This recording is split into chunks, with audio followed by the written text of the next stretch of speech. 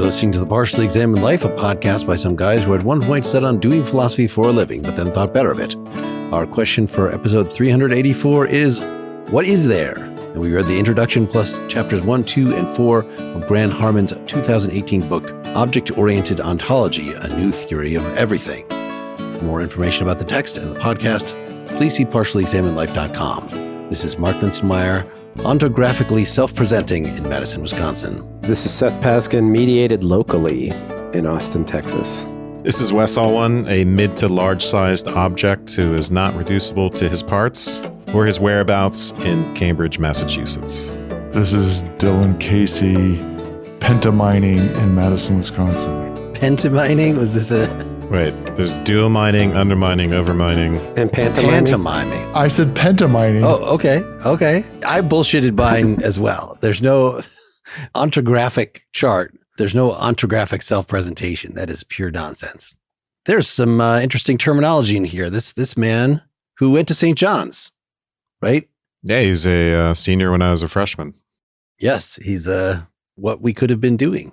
Did you get some kind of... when somebody, that we went to grad school with or something like, yeah, I could have been in that direction.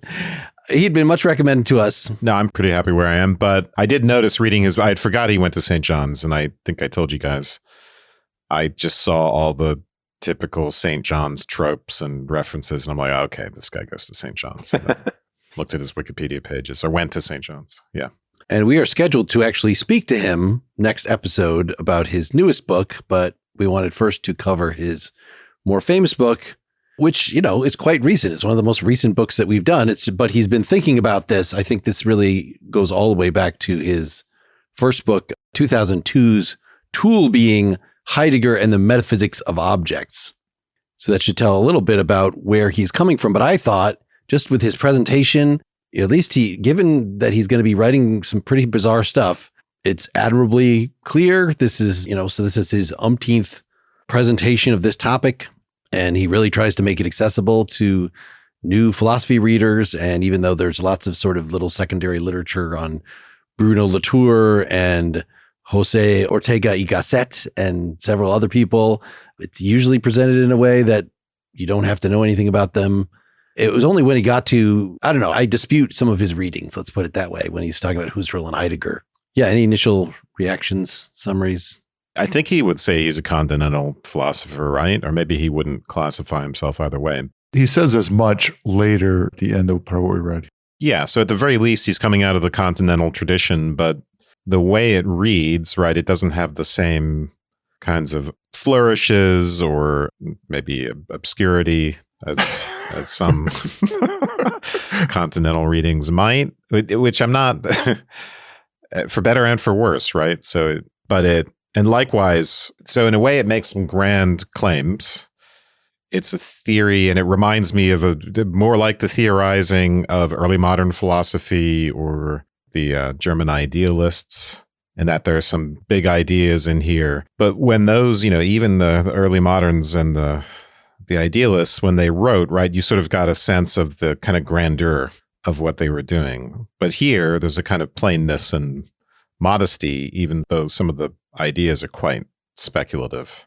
I enjoyed it in part because he followed through, or is following through, facing a question or a problem that had sort of one of the reasons why I started doing, or where I was sitting doing physics and doing political philosophy back when I was an undergrad. So when I was, as an undergrad, I was, reading a lot of postmodernism and Foucault and pragmatism and Nietzsche. And I'm just imagining the paroxysms of rage some of that must have caused.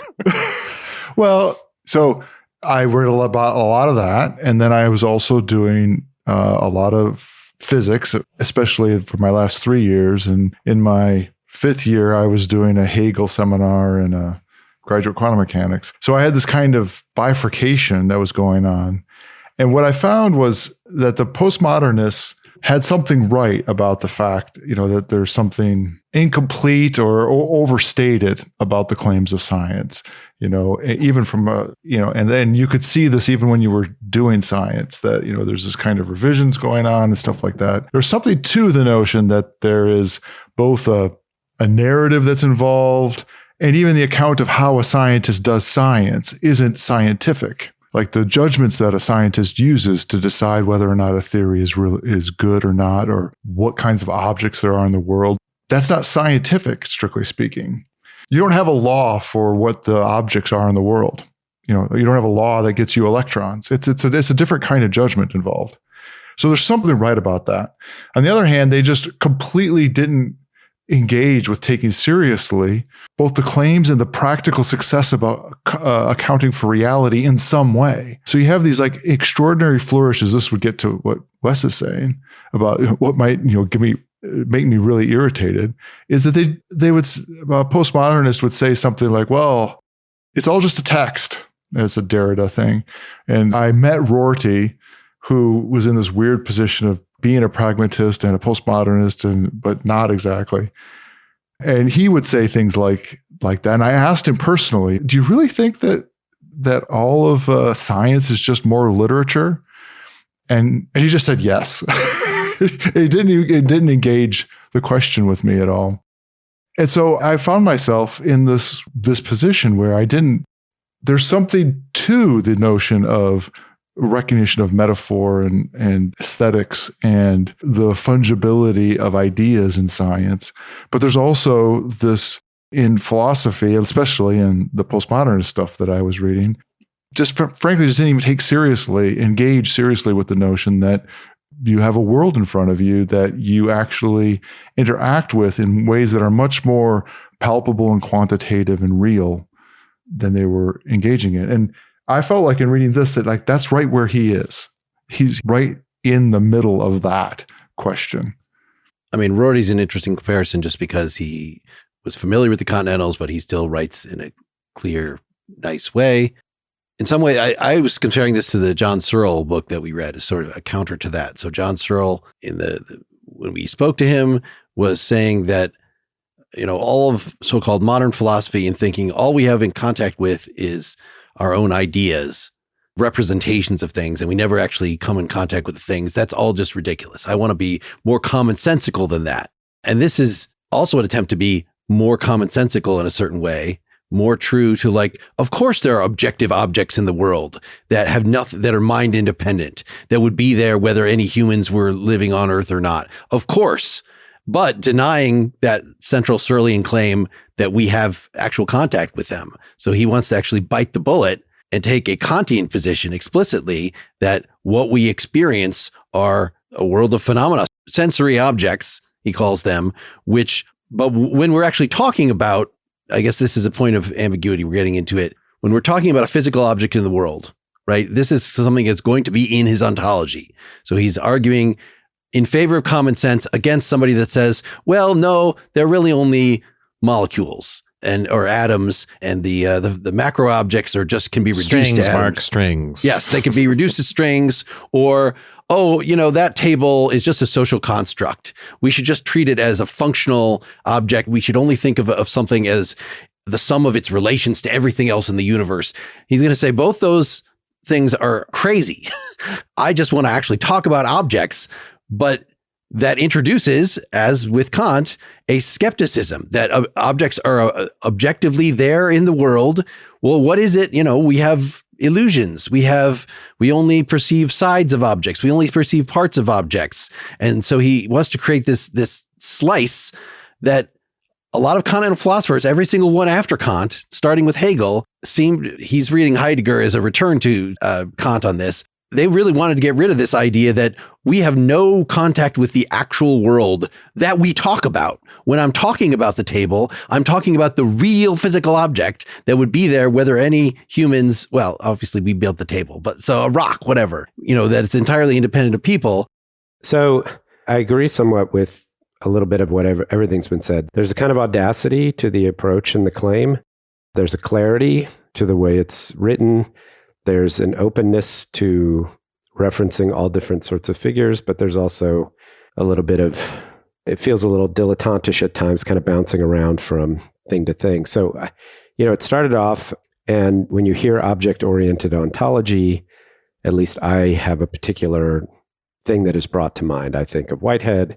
I think of the idea of somebody trying to provide an alternative to, traditional Aristotelian substances, and the idea of, trying to solve or address the concerns about the thing in itself, something like that. And it's a very compelling opening where, he draws the analogy between the theory of everything, a theory of everything that is apparently being searched for in physics, and then, a theory of everything philosophically, something that would explain materialist and non-materialist things, and not simply either dismiss the one or declare that they're two completely opposed and, never to be conjoined things. So I appreciated that and was, excited, of course, by the references to the phenomenologists, and also excited when he sort of, in chapter 2, brought up this notion of aesthetics and the idea that there's alternative approaches, conceptual approaches to the world that will. So somehow, at least in what we've read so far, it hasn't quite come together for me yet. So I kind of like it, but I also feel like I'm sort of wandering around. And it's like, okay, now let's talk about Meno for 5 pages. Yeah, it is. It's a presentation for lay people, right? So for people who are not professional philosophers. And so there's a lot of gaps. And I don't know, if you look at professional articles, if some of those are filled in. So for instance, on the idea of the aesthetic as giving us some access to, or indirect access to reality, or that we can't get descriptively. Well, that's a very old idea that also comes out of Kant and comes out of Kant's third critique and is elaborated by the Romantics and even makes its way into German idealism a bit. So there's no discussion of that. And there's also no discussion in his discussion of metaphor on the vast philosophical literature on metaphor and how that might line up with what he wants to say about metaphor. He's not going to defend the idea that we don't have access to things in themselves. And as Mark mentioned, immediately after Kant, I don't know if Reinhold was the first person, Letters on the Kantian Philosophy, but immediately people were objecting to the idea of the thing in itself. So, and Hegel, right? That's one of the big attempts to solve that problem. So there's not going to be any discussion of that or any sorts of justifications, or any delving into academic literature. There's just a very straightforward presentation that's largely devoid of getting into the academic weeds. And, at certain points he wants to delve into Plato's Meno a bit, which does seem a little bit forced maybe for the work it's supposed to do with justified true belief and the concept of knowledge. So I get what you're saying about all that, Seth. Yeah, I had the same sort of impression. I mean, the juxtapositions are kind of surprising sometimes, and in a way that was fun. It wasn't so just to give us the structure, this book has 7 chapters, the last of which is just a summary that Wes read and said we didn't have to read because it would just really didn't add anything. And so the chapter 1 introduces it, and I could just call it Against Scientism. It's called A New Theory of Everything, but it's really, why his idea of an ontology, as opposed to a reductionist ontology of some sort. So it's a very promiscuous ontology, that what we're going to count as real objects in the world could be just momentary confluences of things. And Seth, you mentioned Whitehead, right? I thought that object-oriented ontology was supposed to be opposed to a process ontology. But he explicitly says, no, I consider events to be objects. So I have such a wide ontology that just about anything fits into it. Then chapter 2 was this thing on aesthetics. So we can talk about that. And then chapter 3 was on society and politics, which I did end up skimming. You read it, Wes, right? Mm-hmm. Which I thought was pretty skippable. But then chapter 4 was the real meat, and it kind of enraged me. And I kind of want to talk, because that's where he gets into Husserl and Heidegger and Kant on the thing in itself and just this epistemic idea. I want to hold off my rage about that to actually present it in something like the order that he presents it, so we can talk about overmining and undermining and duo-mining and stuff in chapter 1 first. Yeah, we could try and get through chapter 1 at a pretty brisk pace if you want. And then maybe do chapter 4 before chapter 2. Yeah. Since that's what I would do that. Right. Just as you referred to, Wes, it's chapter 2. Chapter 4 is there are things in themselves, all the objects we talk about, in fact, tables and chairs. It's not just like whatever it is, an unknown X that lurks behind what we call tables and chairs. No, there's an actual real table, real chairs that are in the world that we will never have direct access to and so can actually have no knowledge of. So he has to tell us in chapter 4, well, what is knowledge then, if it's not that? Chapter 2 is though, we can, as you referred to, Wes, have some sort of indirect access to the objects, the things in themselves through art, through metaphor. And we've talked about, Schopenhauer and other folks that thought things like that, but it is a little bit of a tangent. The reason that he has the aesthetics chapter in 2 there is to prepare you for what he means by indirect access. So he wants to lean on metaphor and aesthetics as the mode of indirect access that gives us knowledge. So he wants to give you enough of that in order to have some kind of clarity about what he's going to mean in the end when he talks about indirect access in chapter 4. Yeah, and I forgot to mention, besides the German romantics, there's Schopenhauer, I guess, overlaps a bit with that. So, right, Schopenhauer's conception of the thing in itself is as will. And so we do have access to things in themselves, says Schopenhauer, because we are willing creatures. And in a way, we can grasp the thing in its selfiness of everything out there in terms of its manifestation of will, which turns out they're barnacles on the great big God will in the same way, right, that Spinozan individuals are barnacles on God, properties of God, but with this added dimension of will. So it sounds very similar in some ways, this idea that we put ourselves in, as it'll turn out, and we'll explain this more later, but put ourselves in the place of the object that is being elaborated using a metaphor, but to which we gain access only in a sense by putting ourselves in its place. And yet he doesn't really mention Schopenhauer. And I don't know if that's just for simplicity of presentation that comes up in other of his writings, but it's just the sort of thing that anyone who's read a bunch of philosophy is likely to take note of. But Dylan, that's the point, is to talk about how we might get indirect access or some sort of access to things in themselves. There's an old tradition, there's a long tradition of people making these similar sorts of claims. In this way, the audacity is he's trying to solve a very old problem about how do we know things in the world, and the variety of solutions that you have to solving that problem, and the way in which our access to the world is mediated by our minds and our senses, but it also has this part of it that is sort of manifestly there. Just all the problems that you have with just the way in which we interact with the world and the world interacts with us. And he comes down that of being, on the one hand, Kantian in some important ways, but he wants to wrest back realism from Kant. That's one way I think I would put it. And he glancingly, points to the aesthetic work that Kant did and talks about his ethics a bit as part of framing it. And one way I might have put it is he is trying to go further of applying Kant's ethics and just going further than that to an ontology about the world that's based upon aesthetic judgments. In the end, he has this whole section where he's explicitly trying to also not rely on a third step, basically the God step, whatever version of God it is. He wants to make it all effectively secular. It's us in some kind of contact, but not direct contact with the world. So the world is real. We have contact with it, but not direct contact with it. And that account is formulated in object-oriented ontology as an attempt to account for all of our interactions with things. Well, we as things in themselves, as we are also things in themselves, and we are ourselves, right? So we have a special kind of access there.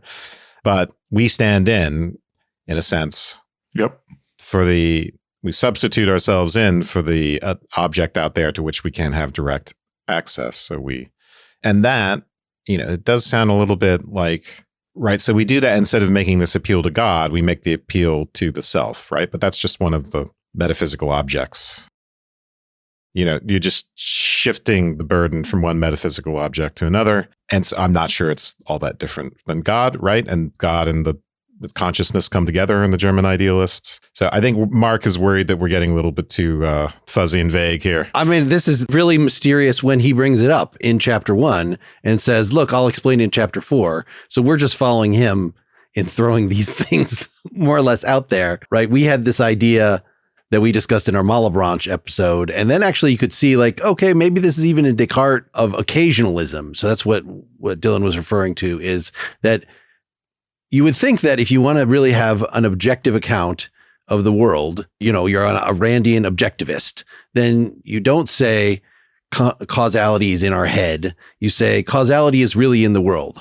Just like objects are really in the world, a part of what anybody might think of them, they have causal relations. But that's not, just as there's this rift between us and the objects in the world, well, of course, that's basically a causal relation, right? The object in the world is supposed to cause something in our senses, which gives us some kind of idea. So if he's going to say causality doesn't make any sense between us and the world, he's actually going to say exactly the same thing happens between, billiard ball 1 that is going to hit billiard ball 2.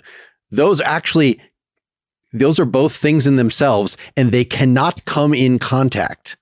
So there is no causality. Yeah. So when we get into 4, I have a whole bunch of questions about what he means by direct contact and not having direct contact and stuff like that. We'll have to get into that. So let's rewind it just a little bit back here to 1 and try to use some of the language that he's using so that we can at least set the stage. Because he's tackling the big stuff. There's nothing small about this enterprise, right?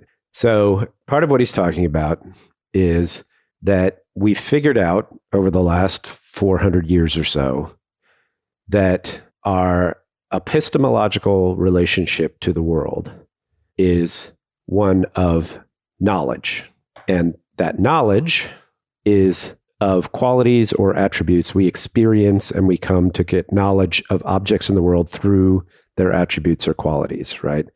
And he says, this presents us with the problem that we can't seem to access the quote unquote objects which actually possess these qualities. There's a gap, and this causes consternation. And there have been a bunch of different ways that philosophers have tried to resolve this dilemma. And he says, I'm going to take on that same problem. I'm just going to come up with a different approach, which isn't idealism. In other words, it doesn't appeal to something above and outside that overdetermines the object and guarantees our epistemological place in the world. And I'm not going to appeal to materialism, which appeals to something that's underdetermines or undermines. I don't remember the language exactly, but, and he says, oh, well, it's all just atoms. And that explains it, right? That's the real thing, is the atoms, or the real thing is the form or the idea, right? Or God's secure attachment to it, or whatever it happens to be. And he says, I'm going to give you an account that explains how we know attributes. We have regular old knowledge like we know, but I'm also going to give you an account that explains how we have access. He doesn't want to use the term knowledge, but access to those things that we think are somehow behind those attributes. So he introduces this nomenclature of real and sensible. So there's a real object and a sensory object. And then there's, we'll leave this on the table for now, real qualities, but there's also sensible qualities. And then he starts speaking in that language about how traditional knowledge works and perception and so forth versus what he's trying to get at. So I just want to introduce that because I think we should start using that language as we kind of get into his argument. Do we want to start with chapter 1 and give why science can't provide a theory of everything and his arguments against the 4 assumptions there: physicalism, Smallism, anti-fictionalism, and literalism? Yes. So he begins by reminding us of string theory as an attempt to give a theory of everything, and a kind of theory that will unite, I guess, different trends in physics. And apparently physics can ultimately explain everything because everything is ultimately made of matter. And then he's going to move on to objections to the idea that science can explain everyone. And the first objection he's going to say there are 4 false assumptions. And the first one is physicalism, which is the idea that everything is reducible to physical material components. And his primary example there is the Dutch East India Company, which he's going to say is real but not material. And we're all very familiar with that kind of move in philosophy, right? We can't say exactly where it is. It was, spread out over various locations. It lasted for 200 years. All of its material elements changed. The people involved changed, the boats and various other things. So it was a form, really, and with shifting material components. So the Dutch East India Company is not a reducible to its material components. It's an example of an object, what he would call an object that is not material. And it has a history. So it's not even like the ship of Theseus that he brings up. Well, that's a form. It's the same ship. If you were on the ship once and then you went later, it might have a new paint job, but it would look, the structure is the same. The bow is in the same place. Whereas the East India Trading Company, it got bigger, it got smaller, it got, it can go through lots of important changes, but still remain the same thing. This would be true for any association or group like we've been talking about for the last few weeks. Yeah, he could have picked a country, he could have picked a city, he could have picked a family, he could have picked all kinds of things that are combinations of physical objects. He could have picked the weather. Pretty much anything you can name. Yeah, but it's a good example in that we would very naturally call it a thing. In fact, we treat something like the East India Company as an entity in a very natural way. Ultimately, we do need criteria for entities, and he doesn't say a lot about this, but he gestures at that, right? He says his ontology is flat to begin with, so we're kind of promiscuous and inclusive. And maybe even in the beginning, we do the thing that Aristotle's unwilling to do, which is to say it's not just Socrates who's a substance, an entity, a unity, right? All those things go together. But Socrates on the chair, we might want to call an object too. We might want to take an odd hack combination like that and call it an object. Now, I think ultimately, probably for him, that would fall out. As we got into our ontology, we would end up agreeing that Socrates on the chair is not. It might be a certain kind of object for certain kind of purposes. But would it be a thing in itself? Would it be a unity in itself? I think we would ultimately have to reject that, but it's a bit unclear. It's similar to the question, a difference between a thing and a heap. So a heap as an entity. But this is really going to get into our Ellis episode came to mind, where he was not promiscuous about what counts as a real entity, as in something that actually has an essence, right? That he was working on this Aristotelian picture, that there's a definable essence. This is what science is trying to get at. Harman says, a lot of his reasons for insisting that things themselves are, which is what science wants. Well, sorry, I'm already getting ahead of myself. Yeah, just go on. Yeah, I think Wes is right. I think maybe it'll be interesting to ask him this, whether Socrates on a chair is a thing or not. My guess is that it is. I don't see why it's completely depends on the context in which you were considering it. Yeah, it's a bit unclear to me because he does say that it's hard to tell what's ad hoc in our, what's a heap and what's a unity. And so we're somewhat agnostic about that in the beginning. But I don't think there's a lot of clarity on that in this text. But yeah, importantly, he doesn't show any concern about essences. Well, eventually... He does talk about essences in chapter 4, but... This is what stopped me in my going through this, is because I thought maybe for something to be a real entity, it has to have an inner nature that could be explored or you could ask questions about. And he does say, that one of the ways that he is, he points a lot to Latour and how Latour allowed for lots of more kinds of entities, including hybrid entities, so that you wouldn't think, so maybe Socrates on a chair, Socrates using the technology, maybe that ends up being a hybrid Smoking entity. A cigarette on the corner. Yes, something like that. But thinks that actually Latour was not promiscuous enough, that he should have allowed these momentary, really, events.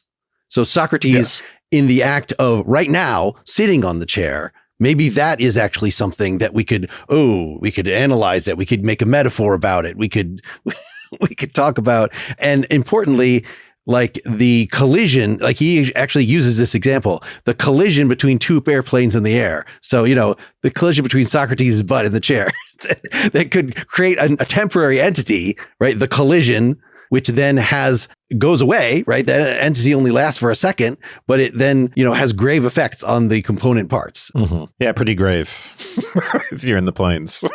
Less grave for Socrates' ass in the chair, but Yeah. This is one of the questions I think we're going to end up gnawing on a lot is he clearly wants events to be objects. And it feels like there's a distinction that I would want to make between objects and events. And it might be just that I don't have a promiscuous enough idea about what objects are. I think that's part of his answer. But I guess I want to understand better what problem he's solving by insisting that that's the case. Yeah. See, I'm not ultimately very happy with this use of the word object. I don't know what it adds to promiscuously use the word object in this way. You can see him, I think the best case for it is in a way made in chapter 2, where he gives an analysis of the Civil War. Chapter 3. Yeah. And there seems to be a certain methodology that comes out of this that might have application to the social sciences. Now, I don't really think you need object-oriented ontology to do history, for instance, but yeah, he gives a nice cogent analysis of the Civil War and applies object-oriented ontology's methodology. So I think readers could look at that and think, okay, if they want to know whether it's useful, that's a really good case example. Yeah.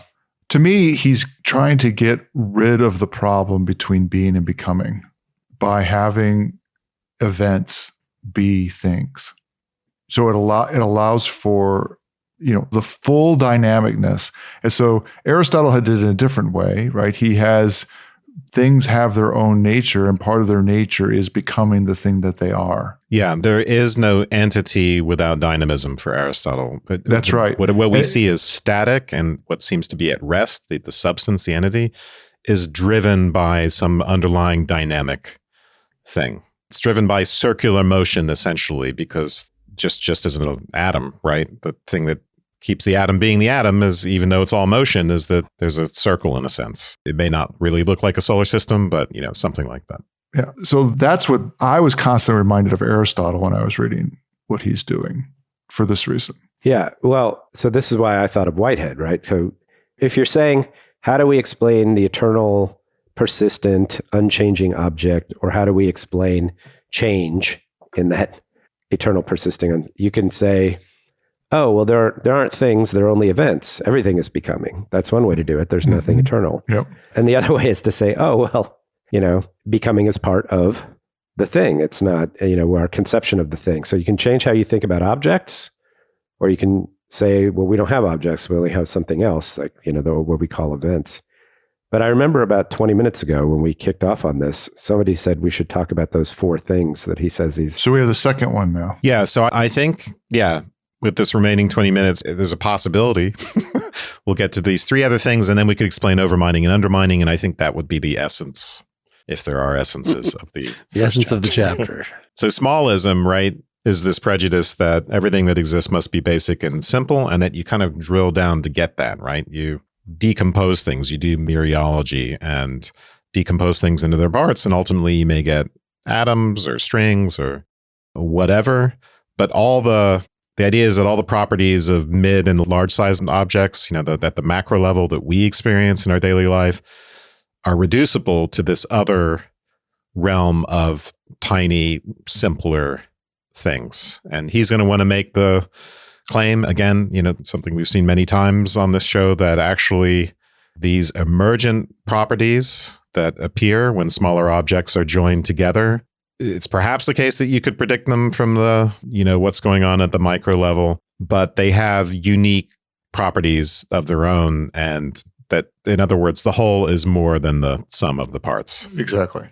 And an interesting point, I'm trying to find exactly where it is, that he adds to this is, it doesn't even matter, like people often make the point about emergence is, could you predict what the whole is going to do based on the parts? It's on page 31. Yes. Okay. And he says, even if you could predict what this, if we get these 4 people together in a group, and with these technologies and these structure, then this is what it's going to come out. Even if we could do that exactly, he says, yes, predictability is not even the point. Since even if we could predict the features of all larger entities from their ultimate physical constituents, the ability to predict would not change the fact that the larger entity actually possesses emergent qualities not found in its components.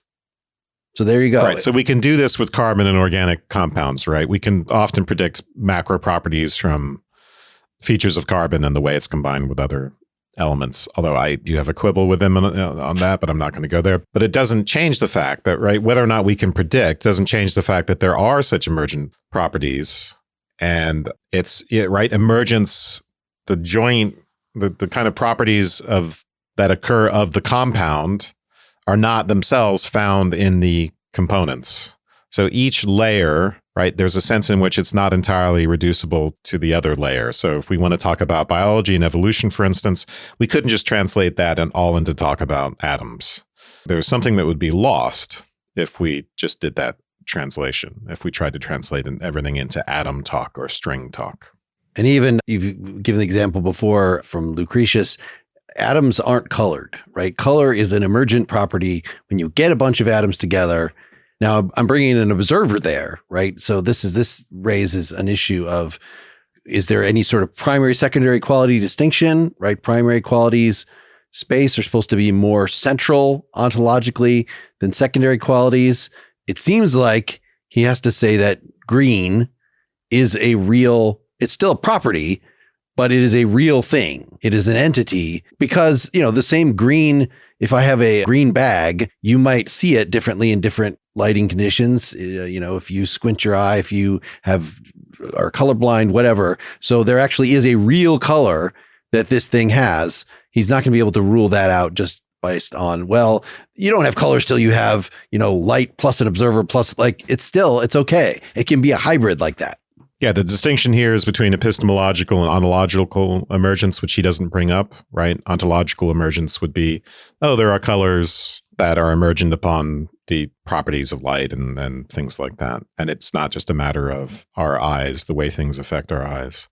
And then epistemological emergence is primary, secondary quality theory. And in Lucretius, it's probably ontological emergence, but it's a little bit unclear in Lucretius. But it seems here that Harman is probably leaning on ontological emergence, but it's a bit of a problem, right? Because Kant is all about epistemological emergence. There's unknowable things in themselves, and then everything that we think is a property of something is just a result of the interactions of our minds and their categories and spatiotemporal tendencies to construct everything, what we're interacting with in a certain way. But again, not something that's here in detail. Do we want to do the third one, anti-fictionalism? I mean, we can mention it, right? Sherlock Holmes, that is a character that we talk about. The possible worlds guy, there's one, we had one of the analytic guys. Davidson, not David. Was it Davidson? I don't know. We talked about Sherlock Holmes in particular quite a bit on one of these things. Maybe this was on the possible worlds guy, David Lewis. I think that might have been right. Yes, that's what it was. Yeah. Yeah, so you want to allow fictional entities to be objects in your ontology. What did you guys think about that? Well, yeah, the way he says it is everything that exists must be real. That's a false assumption. So Sherlock Holmes is a thing, and it exists, but it's not real. Yeah, Sherlock Holmes isn't made of strings. He's made of fictional strings. No, he's not even made of fictional strings. He's not real. Fictional characters, but yeah, this to me is fine. It just raises the question about now you have to make the distinction between real things and not real things. Yeah, so he brings up these literary characters as a way of saying what I think we saw in Quine. He doesn't mention Quine, but I remember Quine specifically saying macro physical objects are theoretical constructs, right? We have all these different views of different sides of it and they stick together. And so we just call it this table. Whereas, I think he compared it to like the Olympians or something like that. And so Harman says on page 34, any real orange or lemon, as I perceive it, is a vast oversimplification of the real citrus objects in the world that are submitted to rough translation by the human senses and human brain. The real orange or lemon is no more accessible to my human perception than it is to a mosquito or dog whose organs translate the fruits differently into their own types of experience. In this respect, all the objects we experience are merely fictions, simplified models of the far more complex objects that continue to exist when I turn my head away from them. Okay, so this part annoys me a lot. This is where, to me, he's doing something that's very common in postmodernism, is all the objects we experience are merely fictions. In this respect, they're all merely fictions. When you say it that way, to me, it means that they have no bearing on reality. And I don't think that's what he means. I think he's trying, or maybe it is what he means, but what the hell does something like that mean? Well, all these objects are merely fictions. What it reads is it's just, when someone says that, it just means it's just horseshit. That's what that means. No, I think so. In the Kantian interpretation, which I'm sympathetic to as a possibility, although I happen to like Aristotle and Hegel as well. I don't know how to decide. There's just so many choices. But the Kantian possibility that I am sympathetic to is that it's all just secondary qualities that we have access to, right? And so we may be in the matrix, and at bottom, the lemons might just be code. Let's just say that. And okay, that's fine. That's fine. Maybe everything that we have access to, the color of the lemon and the taste and all of that, is just that's mind object interaction. And those properties don't belong to lemons in themselves. And neither do spatial properties, what the early moderns thought of as what the in itself for the early moderns is everything of spatio-temporal. That's their scientific view of the world. And Kant says, no, that's all secondary qualities as well. All right. That is fine. I think that's a sustainable point of view, but that doesn't change the fact that if the cat is on the mat, the cat is on the mat. If the cat is code and the mat is code at bottom, okay, fine. But contingent truth, which, by the way, Kant does a very bad job. Kant doesn't really address this problem of contingent truths, like the cat is on the mat. As we go forward in this book, we do know that that's true. That's not inaccessible to us. Like, if the cat is on the mat, the cat really is on the mat. If John is in the living room near me and I'm not deceived about that, then John really is in the living room. Now, John may look like something else in himself. And so might the living room, but it doesn't change those contingent truths. So I don't know if I'm getting at your intuition here, Dylan, about what's so objectionable about this, but that's what I would say about it. So I don't know if his use of the term fictions is an unfortunate choice or if it's deliberately provocative, but I don't think it's doing what you guys think it's doing. What he's trying to say is you have a bias that tells you that your ability to perceive something in the immediate present that's right in front of you is giving you some kind of privileged access to that thing, and that you have some kind of experience or knowledge of it that is several degrees removed from something like a fictional character, or if that's too objectionable, how about a real character that lived in the past, like Abraham Lincoln, right? Or Alexander the Great, that's existed and was real and is no longer real, right? Maybe that makes it more complicated. But what he's just trying to say is whatever that representation you have of that thing is just a representation.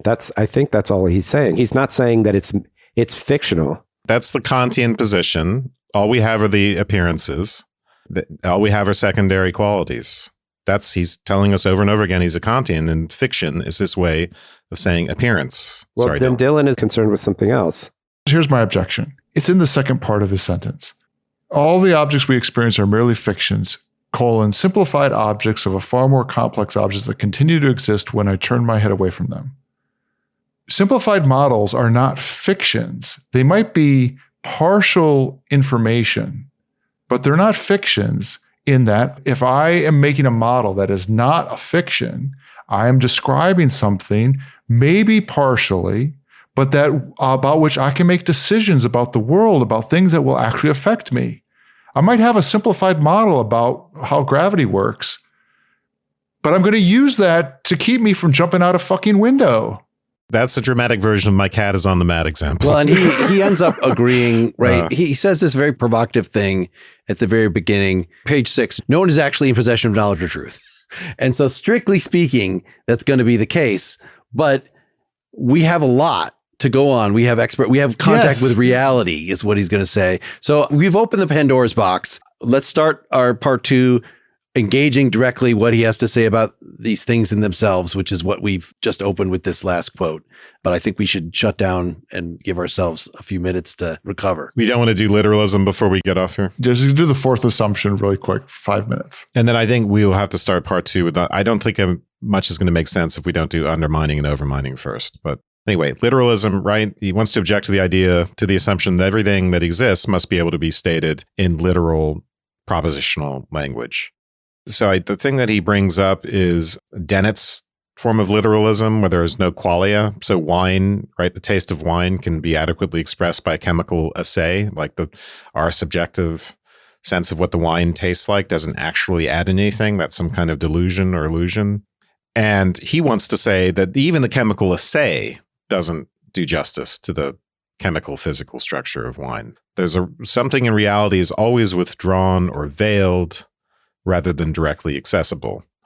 So any attempt to grasp that reality by direct and literal language will inevitably fail. And this, I think, again, it just kind of builds on the Kantianism. And we can say, in the case of science, right, a scientist might provisionally say the same thing. What we're saying about water at the macro level fails to capture what's going on with the H2O molecule, the deeper reality. But Kantianism just kind of expands on that sort of idea and radicalizes it.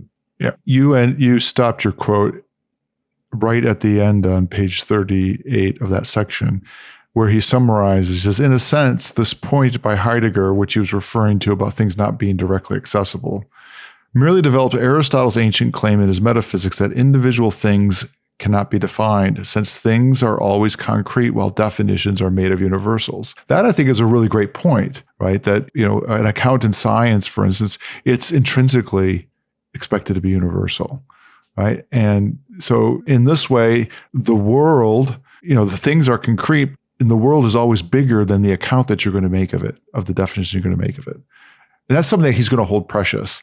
The world is basically bigger and more interesting and more voluptuous than any of our accounts of it are. All right, so we'll see how that very reasonable statement matches up with the claim that there must be Kantian things in themselves and stuff in part 2. Come back next week or become a Partially Examined Life supporter through our website or Patreon. Learn about those options. partiallyexaminedlife.com/support. Thanks. Thank you.